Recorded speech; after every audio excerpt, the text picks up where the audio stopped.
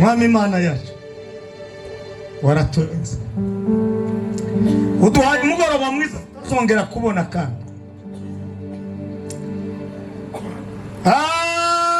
Haitoshi imekuwa jibu kwa kila awaye yote. Elimu nyingi hazitoshi bila wewe, watu wengi hawatoshi bila wewe, na utajiri hautoshi kabisa bila wewe. Yesu akasema waketishe wote itatosha. Partire de visa la kota ya dua angani ilari tuere maso tumura ya dua magani ilari ai mana we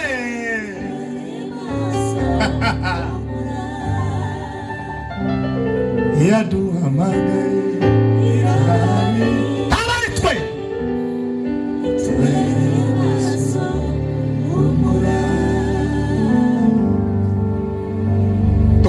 amashimeshi abemera kuko ari Imana ibagejeje hano bongera amashi.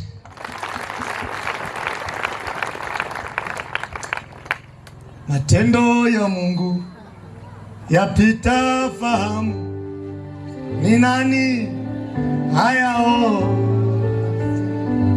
lakini najua mapito ya Mungu Banini aka. Turashimira Bishop n'abakorana bose hamwe n'abadamu banyu n'abana banyu, itorero ryose n'abateguye iki gitera kudutumira. Ijuru na missionnaire byishimo na Maki mchungaji nijoro na Matayo, mwagize neza. Mureke tubakomera amashi bakoze. Shimira abashumba bose muraha, ukuntu nabitegereje ukuntu mwishanye murabere, ni mubakomera amashi. Reka shimire abakristo mwese muraha, yewe nabareje ndavuga ngo habe n'Imana. Niko natekereje n'icyahari kubera ukuntu twipanze, mbona kuko joza kubera ko wa munsi Yoshua yavuze ngo akazi kabaye kenshi, hagarika izuba mbaze komeza akazi. Nabonye ukuntu mwicaye mwese n'ukuntu mwipanze, ndavuga ngo hari ikintu kiba muri uyu mugoroba. Nimwikomera amashi muraberewe. Aho munemerere dushimire igihugu cya Uganda kitwemerera guterana. Murafite amaboko se ahantu uzuryama nta ukorora ugona kagono uko shaka. Ni mwongera amashi ku gihugu cya Uganda, kana mwabara mukaba bamukisa abatazi nitwa Matayo nta mahizi muhoza. Madam, simama usalimia watumishi wa Mungu hapa na Wakristo wote. Hari abantu batazi madam, uyu ni wijuru ryaduhaye. Niwe waje turafatikanya turera abana bose bakora makwe, none ubu nyine dufite abuzukuru. Umuryango w'abanyabyinshi mwagize neza murabakoze. Okay, ndamukiriza umuntu mwicaranye umubwire ngo navuze nabi se. Kile gitanga uzi kuguheza umugore iwabo ni umugore ni kure kandi akaza karera abana bagashingirwa mukagira abuzukuru. Nuwife ifi gusa nta kwazi kuri mukurangira gutya kamakora divorce. Muzamushima namukirizo wamwishanye umubwire ngo ituro risakuriza Imana uyu munsi.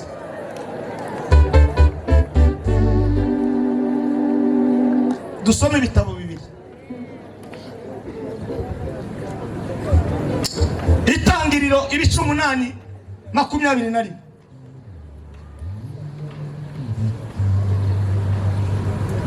Kandi ni muri Yeremiya 33:11. Nimusome vuba. Jewe kinzanye hano kera bagitangaje. Ko sentinda muri topic. Ahantu uzatinda ni cyumweru cyose zatangira kwa kabiri. Mu kwezi kwa kabiri.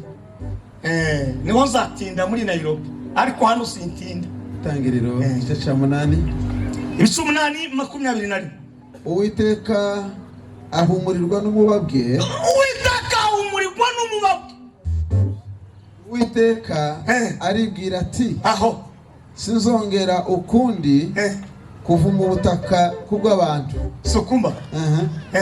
Kuko gutekereza kw'imitima y'abantu, ukusanira kw'imitima y'abana b'abantu ni kubi. Bapfumbafuna. Uhereye mu bwana bwabo. Kuyangira mu bwana bwabo. Kandi sinzongera kwica ibifite ubugingo byose kuko nabikoze. Kubera ko yahumuriwe n'umubavu. Mwiza. Okay. Dusome Yeremiya 33:11. 33:11 Yeremiya. Aho hantu hazongera kumvikana ijwi ryo kwishima. Haleluya. N'ijwi ry'umunezero. N'ijwi ry'umugeni. Ijwi ry'umukwe n'ijwi ry'umugeni. Ijwi ry'abavuga bati nimuhimbaze Uwiteka Nyiringabo. Kuko Uwiteka ari mwiza, imbabazi ze zihoraho iteka ryose. N'ijwi ry'abazana ibitambo byo gushima mu nzu y'Uwiteka.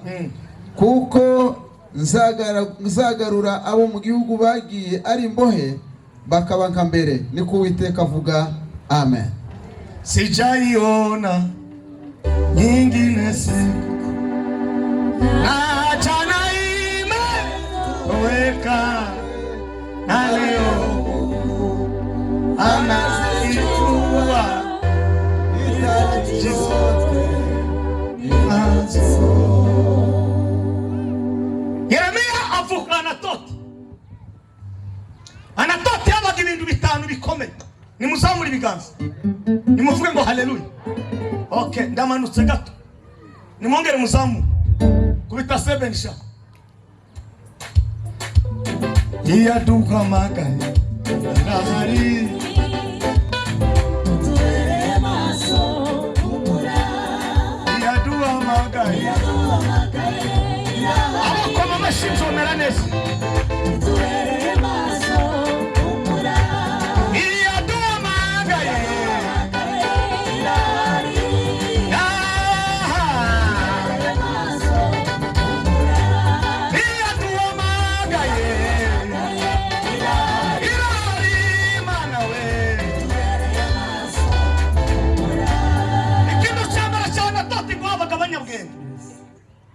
Abakora Imana n'abanyabwenge.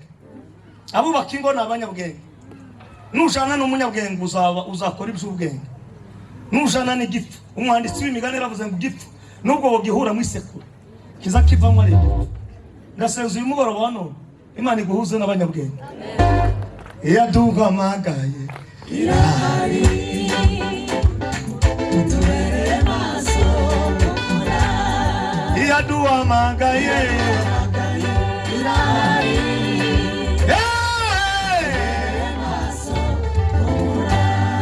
Imana yatazitangaza n'abamubuza ubwenge bose ngo babusaba Imana. Abanyabwenge barahani muzamura ibiganza. Muraberewe nimwikomera amashi. Icyakabiri kiba Anatoti ngo habaga abantu b'intwari ngo bakoraga mu ijambo rivuga ngo gukorana umwete.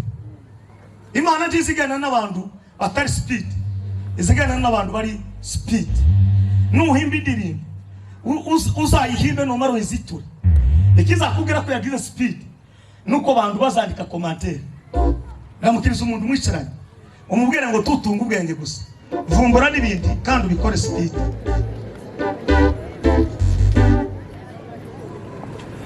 Ngiye gutanga haleluya. Mvuga icya gatatu nimuzamure ibiganza. Haleluya. Icya gatatu ngo habaga abantu biyereka ufunuo Imana ndizikorana n'abantu batagira ishuri maono akipe passe akora namukiriza umuntu mwicaranye kandi mu mutekano umubwire ngo ikigezweho muri iki kinyejana ni mwishuri ni muvumbure mukinyamurenge no kuvumbura maisha ya kufunuliwa korkima mwishuri vision icyakane cyane atotiyeme ni muzamure mambo ngo habaga abantu babakire ngo bazi gukora mu gihe cyabo ulikuwa watu matajiri wenye kujua kutumika kwa wakati wao. Ubundi tugendera muri season ariko wamenye season azagera kure utayimenye abikigwari kandi harano munka hari n'inka zitwaga ngo nibigwari abantu bororaga inka yagenderaga inyuma hakaba n'izindi zirishinge cyara mu isoko na ibigwari ikaba bimwe neza Imana ikurinde kubikigwari muri uyu mugoroba no mu muryango wawe ukabikigwari kandi Imana ikurinde abana b'ibigwari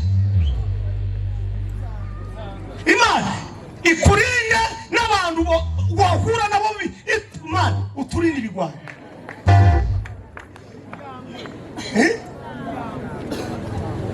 Yari nyango ikaze nuko muze ngo base basaba gorora phrase ni muzamuri bigaza icyagatanu wavagamo abantu ngo bazi kuvuganira abandi mu bice bitatu icambere mu mifuka yawe ndaje muvuga umwe gusa icyakabiri ngo bari bazi kuvuganira abandi ngo bagiye kurenga icyagatatu ngo bari bazi kwivugaho baturutse umuntu utazi kwivugaho aturutse nimba ukomoka mu muryango w'abasita w'abatendere utazi kuvuga neza uri gito nimba ukomoka mu bakongomani utazi kuvuga abakongomani neza uri gito nimba ukomoka mu muryango w'abakristo utazi kuvugira kristo neza uri gito nimba ukomoka mu muryango w'abanyakarama utazi kuvuga mu banyakarama neza uri gito ni Suruwe Amashiyame Suruwe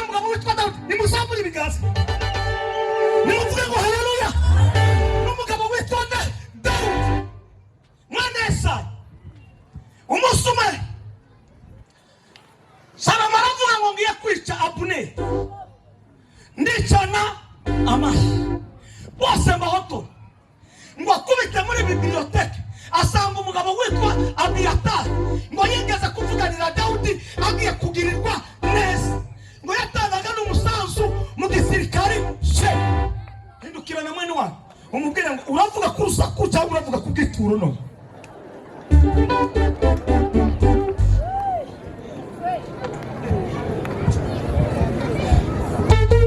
Keno saha Nikola kazi mukazi Hebu tanga haleluya ni musambi ganeza wa mata iyo baba haleluya sama mwamugera wanaringiye kukwica ariko sikikwisha kuko narebye muri biblioteke sanze waragwanye na data Daudi neza kandi ngo wagaze utanga n'umusanzu umuntu utoze utanga umusanzu ni gito yego yego niki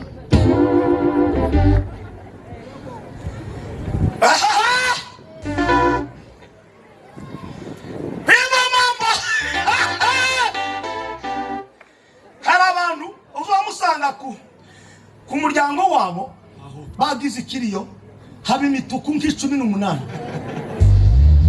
bagusohokane bakujane muri sorte bakugire kwa kundi bazobagirira sinkuvuga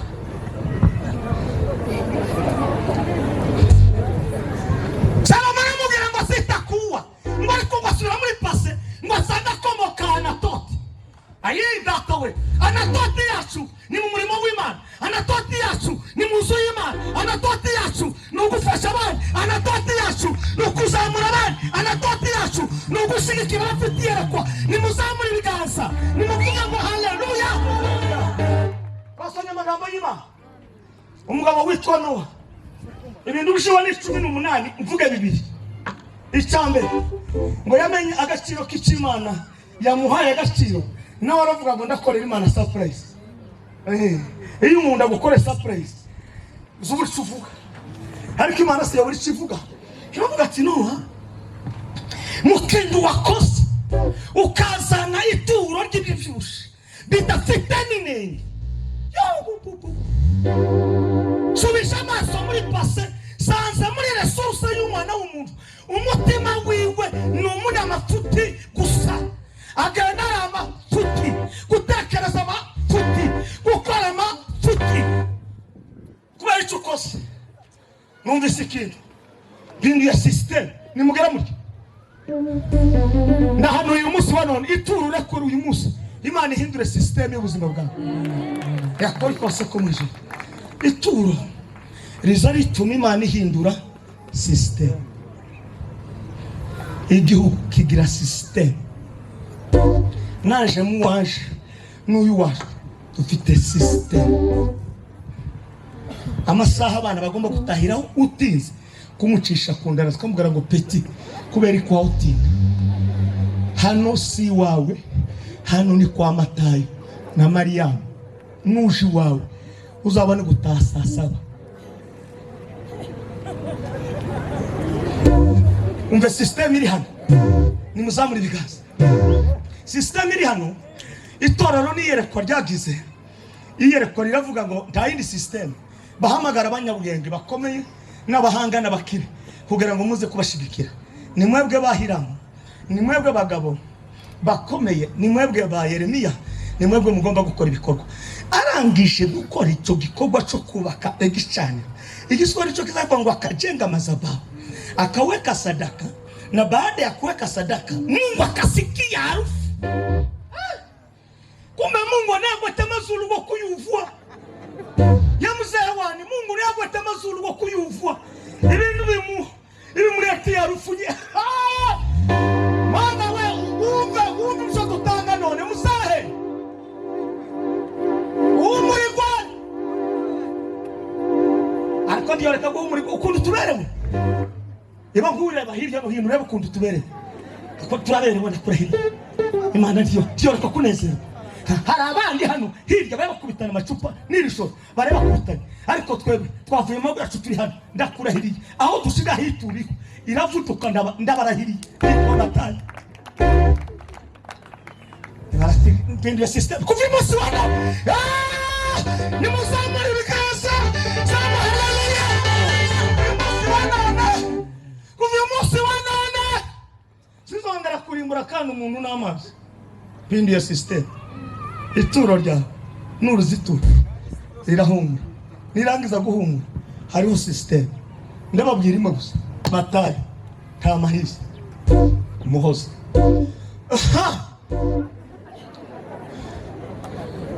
umusumwe ndasenga Imana irambwira ngo genda ushaka ituro ndarikora mu gitangaza nja mu ivuga butumwa mbona umuriyoni namaza aho umushumba yarari wari utuyoboye hari haruguru ndamubwira ngo natekereje gutanga ituro ndanga izindi cicekera noneho ryaturo ryama rirakubita ngo aryame gute ngo yamarota ari jabo bayi umushumba baza nundi kandi muri harimo abantu bize igifaransa ikica sindani kuki ndani no barangirije no ndamayizi wo muri bogoboko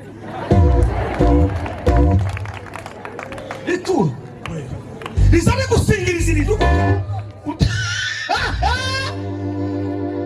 ya mababwira ngo naraye ndose mbona ndawundi mushumba ubaye umushumba hano ni nta mahizi wo mu bogoboko cyashika mbabwira undi mwana umukobwa wa Bishop Muganga turabana hariya niba hari abagabo bize muganga yarize kandi yigiye Kinshasa kazavuga ati muri abagabo b'abanyabwenge bishe ndaturuka ndamahizo mu bivumu mu bigobogo tibishoboka yamarota abona umugabo umwe ndavuze izina ko afata ibikombe by'ameza ngo aravuga ngo yabitanga ngo abona kuko babimpeza ngo nama nihuta ndabitanga ukundi hariya kubw'ijuru ituro natanze riranyeganiza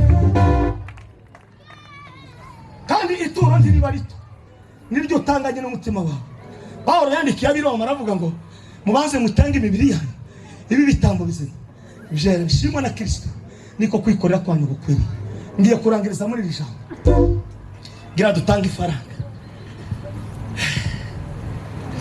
protocol muri hafi se baza batindaga sinzi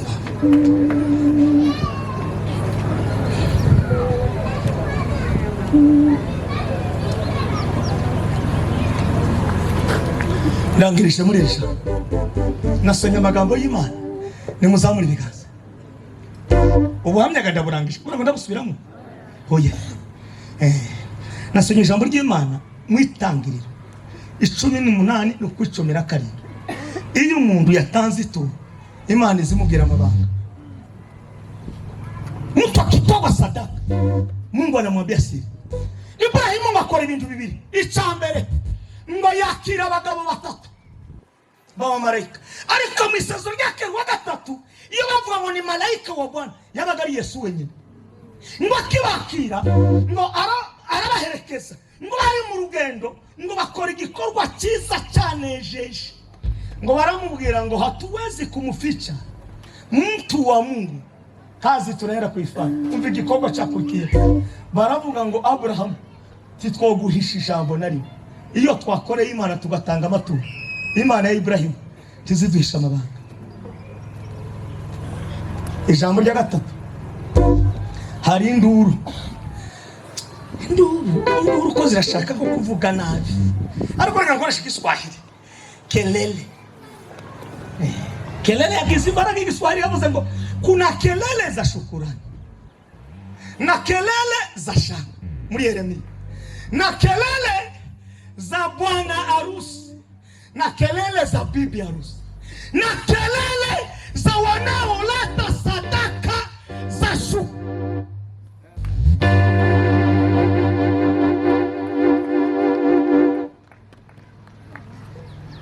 Hamunwa uzusa ngo baza bakabja nabo baza bakabja titukuza Ibrahimu uko turakabije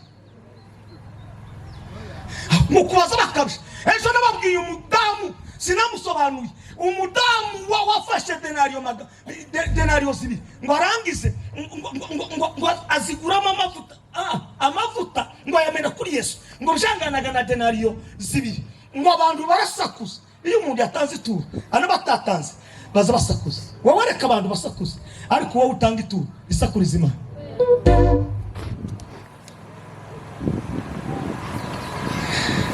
Kelele za shukurani twabanaga n'umugabo umwe wacu ndarangije giratanga ifaranga yabona abantu batanze akama akwega abahungu biwe akamabwira ngo uyu ni umuvu waje gukuba ngo mube kabagabanya umuvuduko ngo kuratambuka mukanya